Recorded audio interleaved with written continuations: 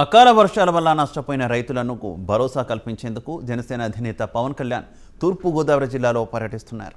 ఇందులో భాగంగా ఇవాళ రైతులతో ముఖాముఖి నిర్వహించనున్నారు. రాజమండ్రి జనసేన పార్టీ కార్యాలయంలో రైతుల కష్టాలను అడిగి తెలుసుకోనున్నారు.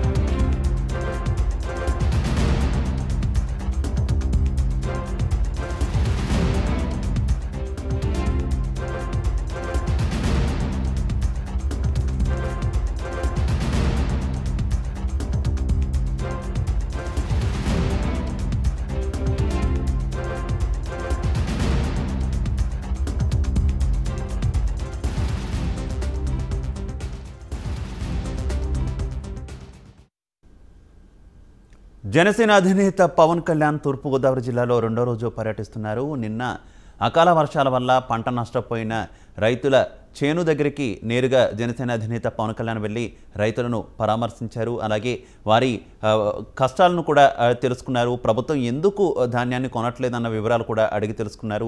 ఇక ప్రభుత్వ వైఖరి మీద పవన్ కళ్యాణ్ తీవ్ర ఆగ్రహం వ్యక్తం చేసినటువంటి పరిస్థితి. మరోవైపు రెండో రోజు కూడా ఈ రోజు కూడా జనసేన అధినేత పవన్ కళ్యాణ్ తూర్పుగోదావరి జిల్లాలో పర్యటిస్తున్నారు. నేడు రాజమండ్రిలో ఉన్న జనసేన పార్టీ కార్యాలయంలో రైతులతో పార్టీ అధినేత పవన్ కళ్యాణ్ ముఖాముఖి నిర్వహించనున్నారు. మరి కాసేపట్లోనే సేనాని రాజమండ్రి జనసేన పార్టీ కార్యాలయానికి చేరుకోనున్నారు.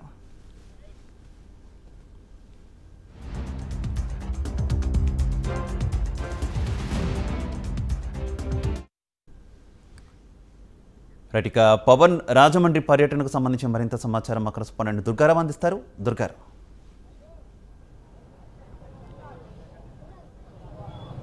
పవన్ కళ్యాణ్ ఉమ్మడి తూర్పుగోదావరి జిల్లాలో పర్యటనలో భాగంగా ఈరోజు రాజమండ్రిలో కూడా రాజమండ్రిలో మరో ఏవి అప్పారావు రోడ్డు ఉన్న పార్టీ కార్యాలయాన్ని ఓపెన్ చేస్తారు. అనంతరం ఇక్కడ రైతులతో కూడా సమావేశం ఏర్పాటు చేస్తారు. ప్రస్తుతం మనం చూస్తున్నాం ఇదే నూతన పార్టీ కార్యాలయం. ఈ కార్యాలయం ఓపెనింగ్ తర్వాత ఇక్కడ ఈ ప్రాంతంలోనే రైతులతో ముఖాముఖి ఏర్పాటు చేసి రైతులు ప్రభుత్వం ప్రస్తుతం ఎదుర్కొంటున్న సమస్యలపై పవన్ కళ్యాణ్ తన తనిసరి రీతిలో స్పందిస్తారు. ప్రస్తుతం మనం రాజమండ్రిలో ఉన్న నూతన కార్యాలయం ఓపెనింగ్ ప్రాంతాల్లో ప్రస్తుతం మనం అందుబాటులో ఉన్నాం.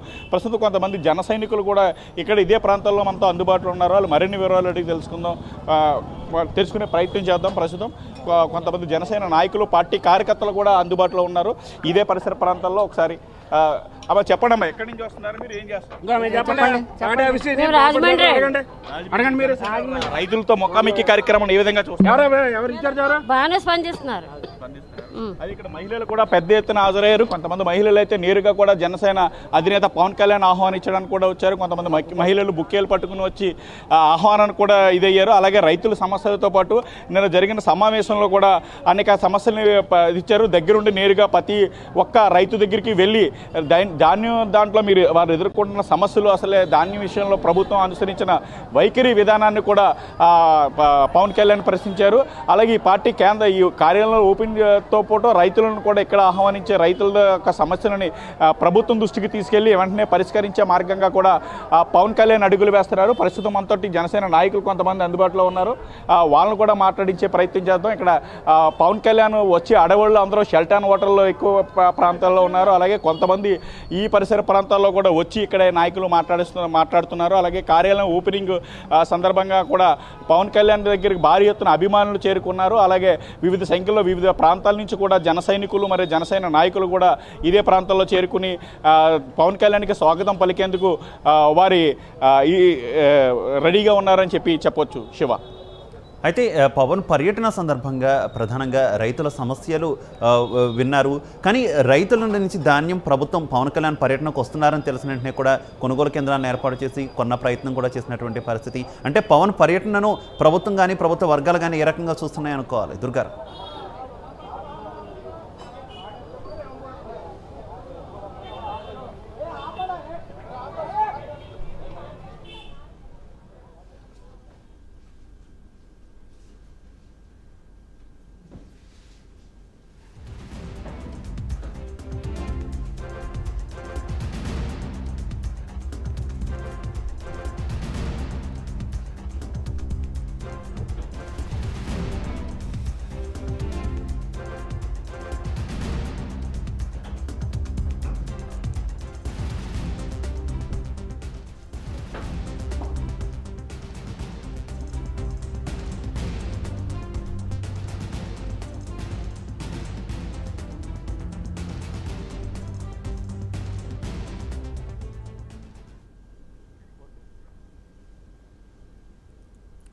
రైట్ దుర్గారావు, పవన్ పర్యటన సందర్భంగా ప్రభుత్వం యొక్క వైఖరిని ఏ రకంగా చూసుకోవాలి? ఎందుకంటే ఇప్పటివరకు కూడా తడిసిన ధాన్యాన్ని కావచ్చు, ఇతర ధాన్యాన్ని కావచ్చు కొన్నటువంటి పరిస్థితి లేదు. అటువంటిది ప్రస్తుతం పవన్ పర్యటన సందర్భంగా కొనుగోలు కేంద్రాలను కూడా ఏర్పాటు చేసే అనేటటువంటి వార్తలు వచ్చినాయి కదా, ఏ రకంగా చూసుకోవాలి? ఎస్, పవన్ కళ్యాణ్ రావడంతోనే ముందుగా ఎలక్ట్ అయిన రాష్ట్ర ప్రభుత్వంలో ఉన్న అధికారులు కూడా ఆ ముందు రోజు నుంచే ధాన్యం కొనుగోలు చేసే ప్రయత్నం చేశారు. ఆ కొనుగోలుకి అనుకూలంగానే ఎక్కడికక్కడ అర్ధరాత్రికి ఎక్కడ ధాన్యం కనబడకుండా పవన్ కళ్యాణ్ ఈ పర్యటనకు ఇచ్చేసే విధంగా కూడా ప్రయత్నించారు.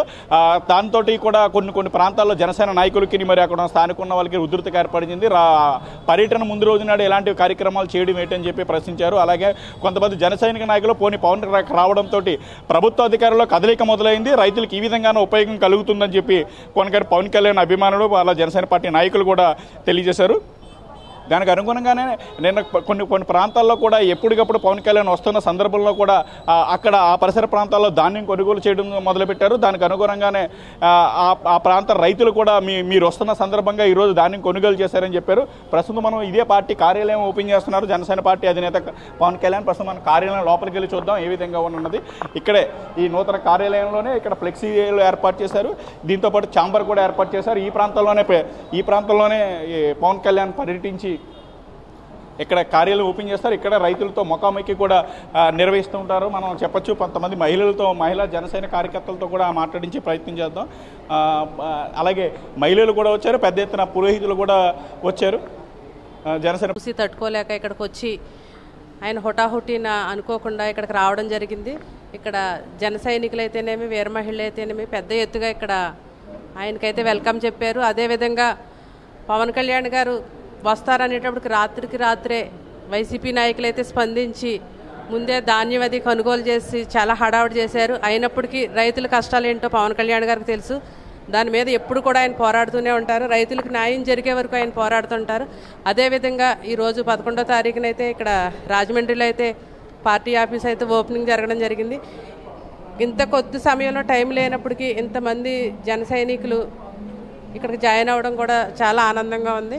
అంతే ఘనంగా ఇక్కడ పార్టీ ఆఫీస్ కూడా ఓపెనింగ్ జరుగుద్ది. అంతే ఘనంగా ఈ పార్టీ కూడా 2024లో జనసేన జెండా తప్పకుండా ఎగురుద్దని మేము అందరూ ఆశిస్తున్నాం. జై జన. మరో జనసేన పార్టీ కార్యాలయానికి ఓపెన్ చేయడానికి ముఖ్యులు అయిన వారు మనతో అందుబాటులో ఉన్నారు. వాళ్ళు మరిన్ని వివరాలు తెలుసుకుందాం. వాళ్ళని ఒకసారి చూద్దాం. ఒకసారి ఈయన చెప్పండి సార్, ఈ కార్యాలయం ఎప్పుడు ఓపెనింగ్, సమయం ఎన్ని గంటలకి? ఆల్రెడీ చెప్పానండి, 11 o'clock ఓపెనింగ్. 11 o'clock opening. ఎవరెవరు వస్తున్నారు రైతులతో పాటు? కళ్యాణ్ గారితో పాటు Kalyan sir and Manohar sir వస్తున్నారు. రైతులను ఇక్కడ సమావేశం చేయించడం ఏ విధంగా అనిపిస్తుంది మీకు? రైతులు సార్ చెప్తారండి, సార్ ప్రెస్ మీట్ పెట్టారు, సార్ చెప్తారు.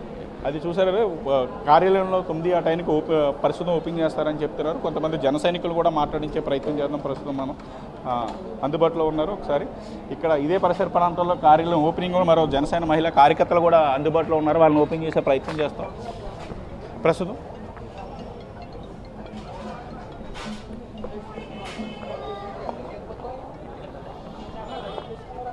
మహిళలు అలాగే పెద్ద ఎత్తున మేడం రైతుల సమస్యలపై పవన్ కళ్యాణ్ పోరాటాన్ని ఏ విధంగా చూస్తారు? అంటే ఇప్పటివరకు ప్రభుత్వం మరి ఇప్పటివరకు ఏం మాట్లాడలేదు రైతు సమస్యల గురించి. మరి రైతులు గతంలో మరి ప్రభుత్వం అధికారంలోకి రానప్పుడు రైతులు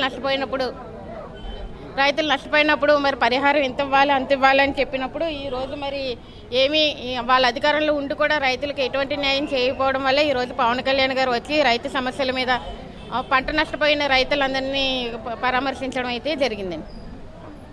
అది పంట నష్టపోయిన రైతులందరినీ పరామర్శించడం జరిగిందని పవన్ కళ్యాణ్ రాకతో ప్రభుత్వంలో చలనం వచ్చిందని చెప్పి ఇక్కడ జనసేన పార్టీ నాయకులు కార్యకర్తలు చెప్తున్నారు. Vote to studio. మరోవైపు ఇంత బిజీ షెడ్యూల్లో కూడా జనసేన అధినేత పవన్ కళ్యాణ్ రైతు సమస్యల కోసం వచ్చారు. ఉమ్మడి తూర్పుగోదావరి జిల్లా వ్యాప్తంగా కూడా ఆయన పర్యటిస్తున్నటువంటి పరిస్థితి. రెస్పాన్స్ ఏ రకంగా ఉంది? రైతుల నుంచి కావచ్చు, తూర్పుగోదావరి జిల్లా ప్రజల నుంచి కావచ్చు, రెస్పాన్స్ ఏ రకంగా కనిపిస్తుంది? రైతులు అయితే పెద్ద ఎత్తున రెస్పాన్స్ అయింది. ఎక్కడికక్కడ రైతులు స్థానిక ఉన్న కార్యకర్తలు అయితే బ్రహ్మాజార రైతనం పెట్టారు. ఎక్కడికక్కడ హారతలో అయితే ఉమ్మడి తూర్పుగోదావరి జిల్లా వ్యాప్తంగా అయితే ఘన స్వాగతం లభించింది. ఎక్కడికక్కడ రైతులు వాళ్ళ సమస్యలు కూడా వెల్లబర్చుకున్నారు. ప్రభుత్వం అనుసరిస్తున్న విధానాలు, ప్రభుత్వం అయితే రైతు భరోసా కేంద్రాలు పెట్టి అనేక ఉపయోగాలు చేసామని చెప్తుంది. కానీ ఆ రైతు భరోసా కేంద్రాల ద్వారా ప్రభుత్వానికి రైతులకు ఎటువంటి ఉపయోగం కలుగుతలేదని చెప్తున్నారు. రైతులు ఒక బస్తా నుంచి తేమ శాతం ఉందని చెప్పి, నూకలు ఉన్నాయని చెప్పి ఒక బస్తా నుంచి నుంచి 6-5 కేజీలు తగ్గిస్తున్నారని చెప్తున్నారు. అక్కడ పర్యవేక్షించాల్సిన రెవెన్యూ అధికారులు, స్థానికంగా విఆర్ఓ స్థాయి అధికారులు ఉండే వాళ్ళు కూడా చూసి చూడలేనట్టు మిల్లర్స్తో కుమ్మక్కయ్యి వదిలేస్తున్నారని చెప్పి రైతులు వైపోతున్నారు. అలాగే గోనె సంచుల కొరత కూడా తీవ్రంగా ఉందని చెప్తున్నారు. అలాగే ఈ ఆర్బీకే రైతు భరోసా కేంద్రాలకి మేమే దగ్గరుండి తరలించడం, దానికి కావాల్సిన కూలీలు మరియు దానికి కావాల్సిన ట్రావెలింగ్ ఛార్జెస్ కూడా రైతులపై భారీ స్థాయిలో భారం పడుతుందని చెప్తున్నారు. అలాగే తడిసిన ధాన్యం, మొక్క మొలిసిన ధాన్యం కూడా కొనుగోలు చేయకుండా తర్వాత కొంటామని చెప్తున్నారు. ఇప్పుడు ఓన్లీ బాగున్న ధాన్యమే కొంటున్నారని చెప్పి రైతులు ఎక్కడికక్కడ ఆవేదన చెందుతున్నారు. Shiva. Okay Durga, thank you.